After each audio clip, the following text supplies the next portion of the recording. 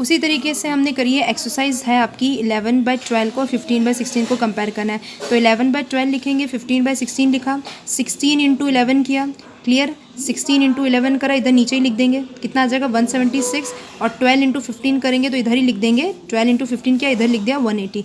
तो 180 बड़ा है, तो 180 बड़ा है तो कौन बड़ा होगा आपका 15/6 बड़ा होगा। तो ये हमने हमारे कंपेयर द फ्रैक्शंस के, ये हमने फर्स्ट सेकंड थर्ड चीज़ें दोनों की दोनों तीनों के तीनों क्वेश्चंस सॉल्व कर लिए। अब आते हैं सेकंड क्वेश्चंस पे। Arrange the following in ascending order. Ascending का मतलब होता है छोटे से बड़ा, इसको चाहे तो यहाँ पे लिख सकते हैं, एक याद कर लीजिए, दूसरा अपने आप आ जाएगा।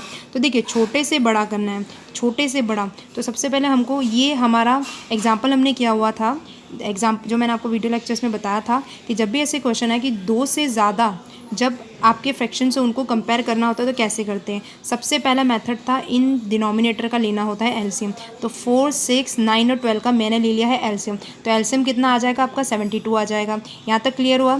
यानी कि अगर जब भी क्वेश्चन आए असेंडिंग ऑर्डर में अरेंज करना है, डिसेंडिंग ऑर्डर में अरेंज करना है, तो सबसे पहले यहाँ पे दिख रही है चीज़ें कि ये सारे के सारे फ्रैक्शंस हैं इम्प्रॉपर फ्रैक्शन। इम्प्रॉपर फ्रैक्शन क्यों है, अनलाइक फ्रैक्शंस हैं। अनलाइक फ्रैक्शंस क्यों है, क्योंकि इनके डिनोमिनेटर डिफरेंट है। तो सबसे पहले इनके डिनोमिनेटर्स को हमको सेम करना पड़ेगा, इनके डिनोमिनेटर सबके सेम करना पड़ेगा, तब कंपैरिजन थोड़ा इजी हो जाएगा। तो 4, 6, 9, 12 का अगर आपने एलसीएम लिया तो 72 मिला। अब एक तरीका ये है कि 3/4 से, अब इसको हटा देते हैं, 3/4 से ऐसा क्या मल्टीप्लाई करें कि आपका डिनोमिनेटर 72 बन जाए। तो एक तरीका मैं आपको बता देती हूँ इसको करने का, कि देखिए जब भी ये क्वेश्चन है एलसीएम में 72, तो 72 को इस डिनोमिनेटर से डिवाइड कर दीजिए तो आपको ये 18 समझ में आ जाएगा।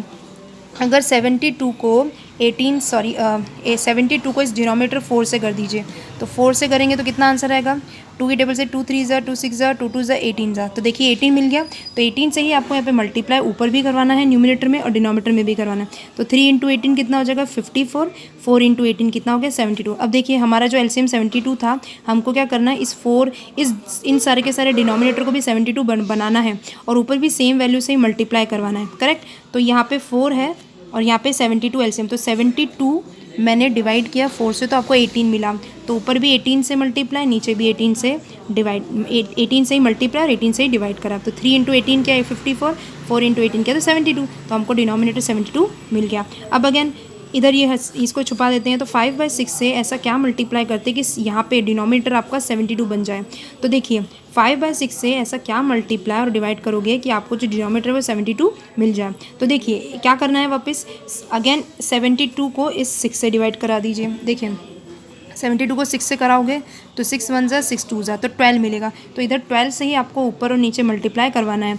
तो इस 12 से ही क्या करा है, हर जगह इस एलसीएम को उसके डिनोमिनेटर से डिवाइड कराना था। तो 72 एलसीएम था, 72 को डिवाइड करा है इस डिनोमिनेटर से, तो कितना मिला आपको आंसर देखिए 12 मिला। तो इस 12 को ही ऊपर नीचे यहाँ पे मल्टीप्लाई करवाना है। तो 60/72 मिल गया।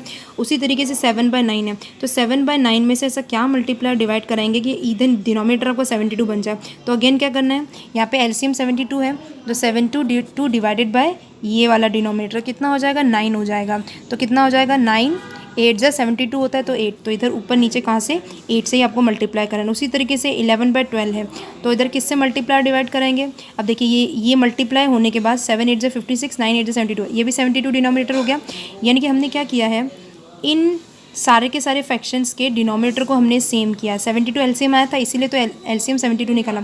72 एलसीएम आया तो यहाँ पे डिनोमिनेटर हमको क्या बनाना है 72 बनाना था। तो ऊपर नीचे क्या मल्टीप्लाई डिवाइड करेंगे, तो ये किया, यहाँ तक हम पहुँच चुके थे। अब आते हैं 11/12 पे। तो 11/12 है तो क्या करना है, 72 को इस 12 से डिवाइड करना है। अगेन 72 को अगर 12 से डिवाइड करोगे तो आपको 6 ज़ा मिलेगा। 6 से 72/12 करोगे तो 6 आंसर आ जाएगा। तो ऊपर नीचे 6 से मल्टीप्लाई डिवाइड करा दो तो आंसर आ गया 66/72।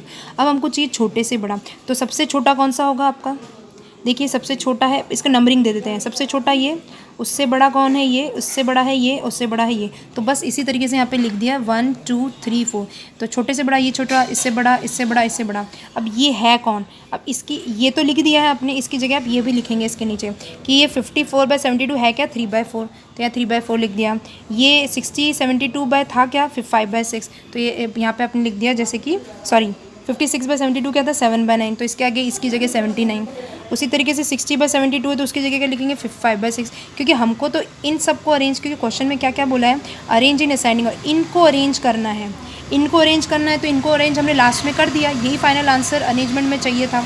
तो हमने इतनी मेहनत क्यों की, इतनी मेहनत इसलिए करी, एक बार आप समझ लीजिए, इतनी मेहनत हमने इसलिए करी ताकि हमारे लिए, देखिए डिनोमिनेटर जब सेम होता है तब कंपैरिजन इजी होता है, तो डिनोमिनेटर सेम होता है जब कंपैरिजन इजी होता है, इसीलिए हमने इतनी मेहनत करी।